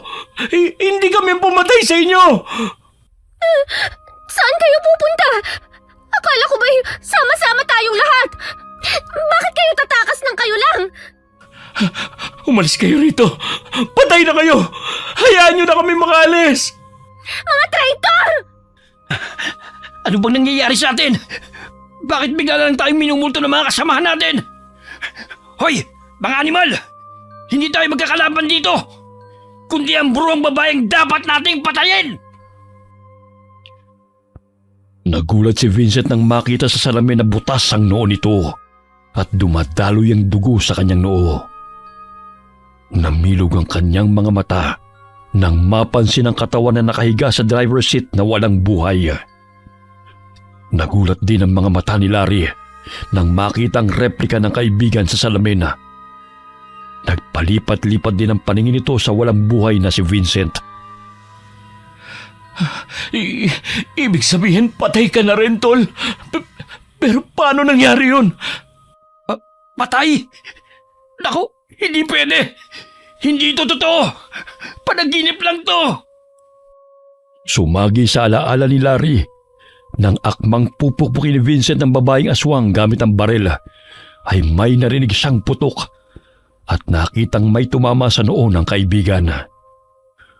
Muling nabaling ang kanyang paningin sa salamin. Tanging siya na lamang ang nasa kotse at naging guni-guni na lamang niya ang mga kasamahang nakakausap. Patay na rin si Vincent? Aray! Kailangan ko maabot ang manibela dahil mahuhulog ako sa bangin. Hindi maaari ito. Magpasalamat ka sa akin dahil ikaw ang pinili kong mabuhay kaysa sa kaibigan mong yan. Paano ka nakapasok na naman? Lumayas ka rito! Layas! Sinabi na ng mga inosenteng kabataan sa akin ang tungkol sa pagpapahirap mo sa kanila. Kaya magturusa ka! Umalingaw-ngaw ang mga boses ng kanyang mga kasamahan na siyang sinisisi sa pagkamatay ng mga ito. Pinipilig-pilig nito ang ulo dahil tila mabibingi sa mga sigaw ng mga kasamahan. Tumahimik na nga kayo! Hindi ko kasalanan kung bakit namatay kayo. Yung babaeng aswang, mangkukulam o ano man, siyang sisihin nyo, hindi ako! Mga walang iya kayo, umalis na nga kayo rito! Alis! Bumangga ang kotse sa malaking puno bago nagpagulong-gulong pababa ng bangin. Biglang nawala si Alma sa loob ng kotse, kaya tanging ang sigaw na lamang ni Larry ang umaalingaw-ngaw sa kadiliman ng gabi.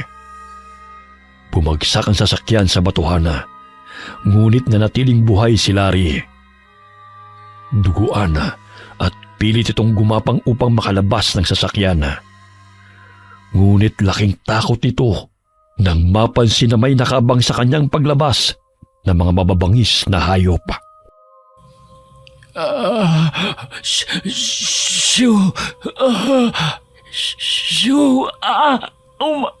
Umalis na kayo rito.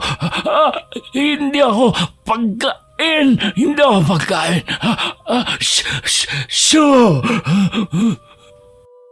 Biglang sinakmal ng baboy ramo ang kanyang pisngi at pinag-agawan ng bahagi ng kanyang katawan hanggang sa luray-luray nito ng mga hayop.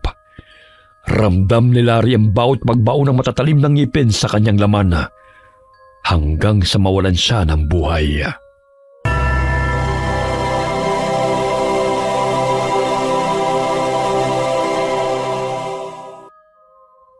Saan na kaya siya nakarating? Ayun! May sumabog! Hindi kaya kotse na niya yon?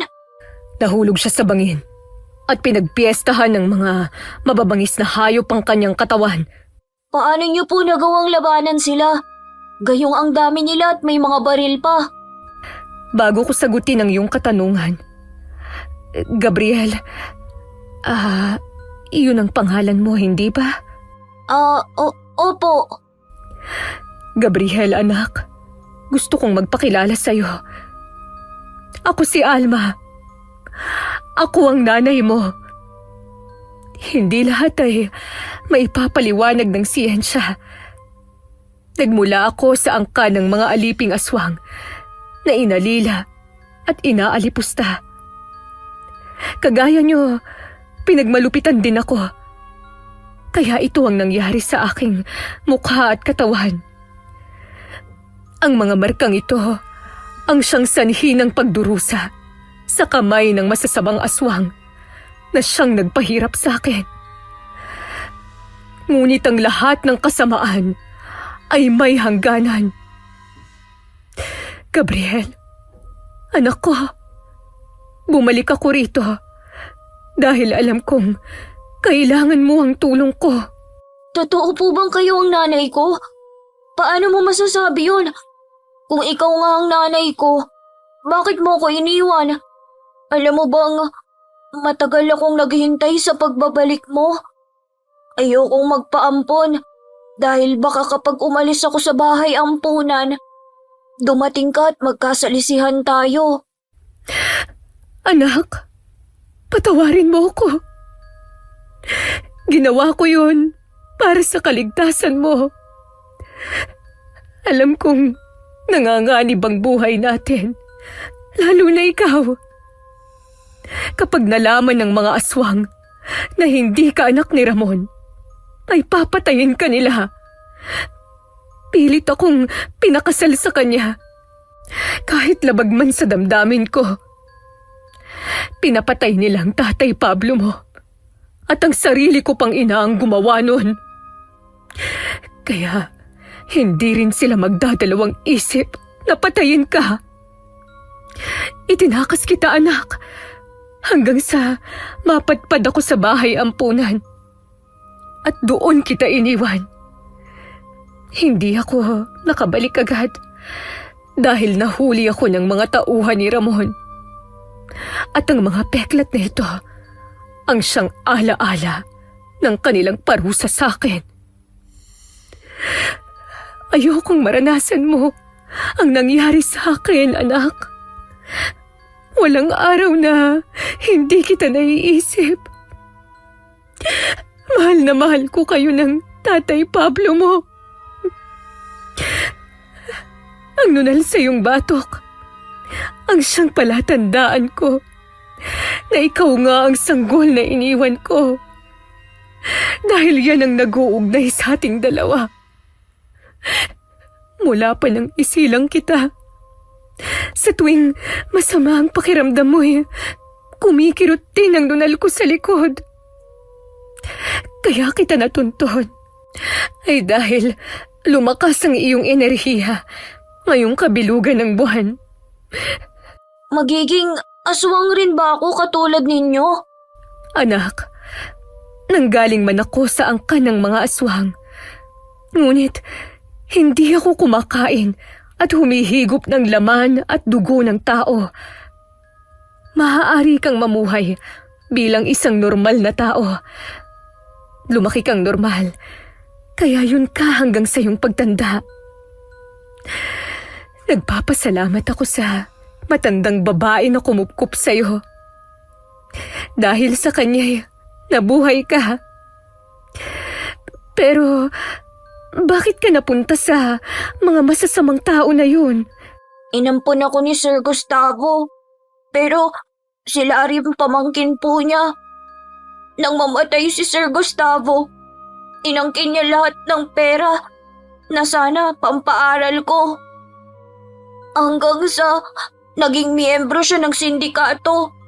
Sinasaktan niya ako sa tuwing hindi ko nagagawa ang pinag-uutos niya. Labag man sa damdamin ko ang ilibing ang mga bangkay na pinatay nila. Wala akong magawa dahil papatayin din nila ako. Kay lupit nila sa amin.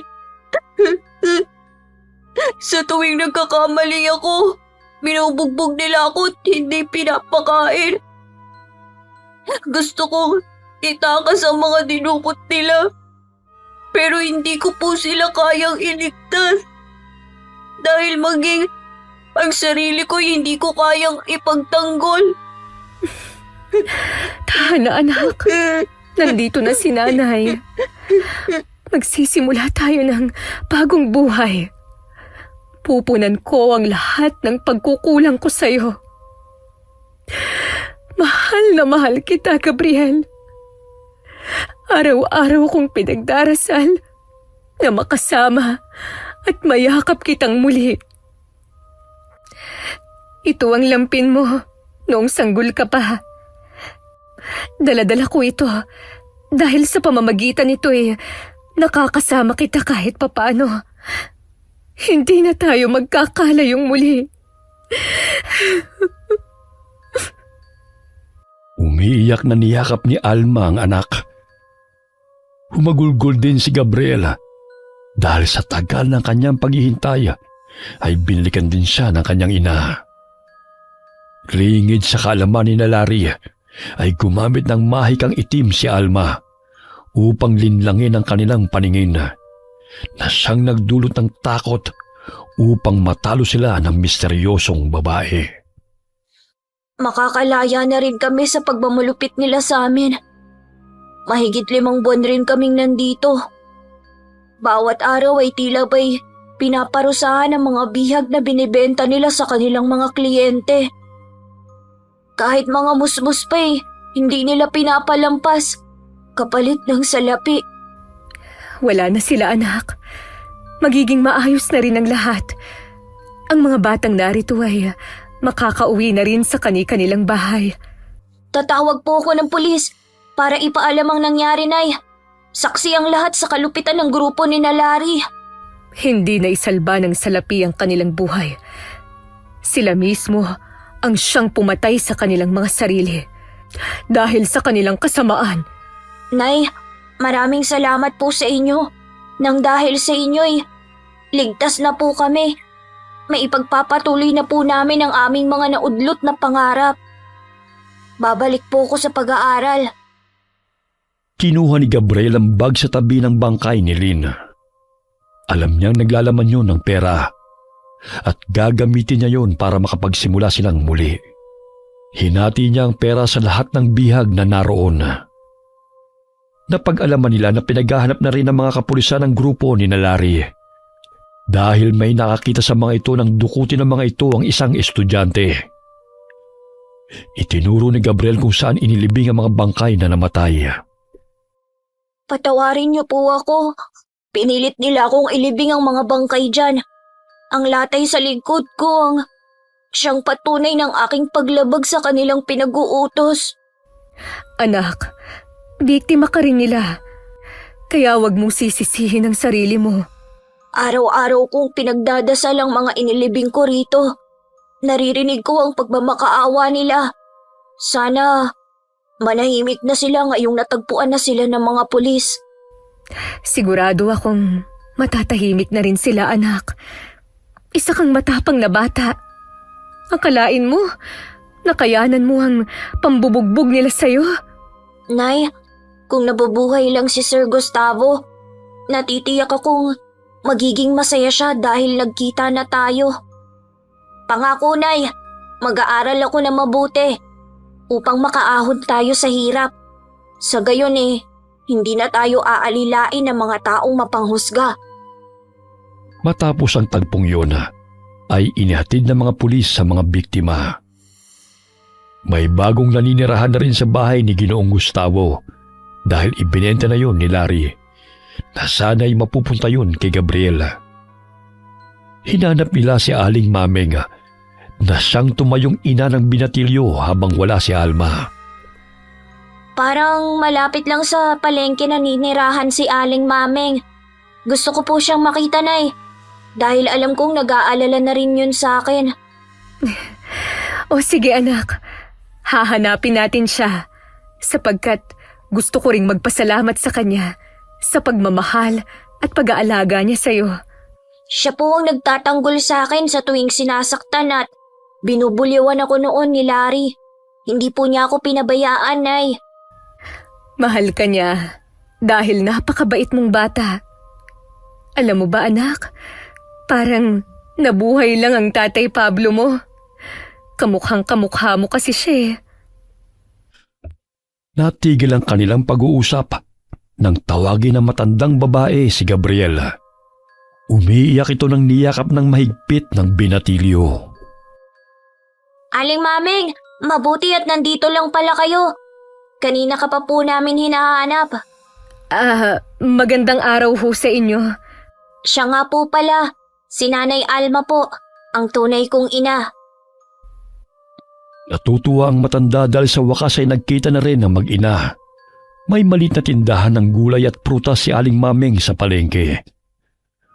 Kumuha rin ng pwesto si Gabriel upang makapagsimula silang mag-ina gamit ang nakuha niyang pera. Nagpatuloy siya sa pag-aaral sa high school hanggang sa makapagkolehiyo at nakapagtapos bilang isang ganap na engineer. Hindi niya ikinahihiya na kahit nag-aaral man siya ay nagtitinda siya sa palengke at naging kargador matustusan lamang ang kanyang pag-aaral. Halos walang pagsidla ng tuwa si Aling Maming at Aling Alma nang umakyat sa entablado si Gabriela at nakatanggap ng parangal bilang huwarang estudyante. Ipinagmamalaki kita, anak. Ang tunay na katapangan ay ang pagharap sa hamon ng buhay. Hindi ka sumuko. Kahit ang dami mo ng pinagdaanan. Hindi ko po sasayangin ang oportunidad na ibinigay sa akin ng mga taong naniwala sa akin. Si Sir Gustavo po ang siyang nagmulat sa akin na hindi hadlang ang kahirapan upang maabot ang pangarap. Matapos ang parangal, ay binisita nila ang puntod ni Ginoong Gustavo. Mangyak-ngyak si Gabriel na ikinukwento ang lahat ng pinagdaanan niya at iprinesenta ang kanyang mga medalya at ipinakilala sa Ginoo ang kanyang ina na nagmula sa angkana ng mga aswang. Wakas,